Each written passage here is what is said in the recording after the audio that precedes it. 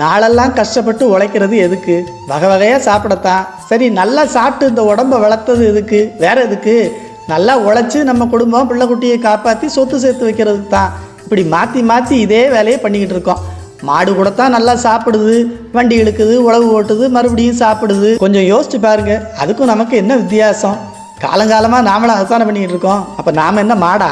இந்த பூமியில் பிறந்து இறந்துன்னு இதையே தொடர்ச்சியாக பண்ணாமல் அருளை வாரி வழங்க காத்திருக்கும் எங்கள் கோமதி தாயின் திருவடிக்கு சேவை செய்கிறது தான் இதிலிருந்து தப்பிக்கிறதுக்கு ஒரே வழிங்கிறத தெரிஞ்சுக்கிட்டு நாங்கள்லாம் எப்போ உன்னை வணங்க போகிறோம்?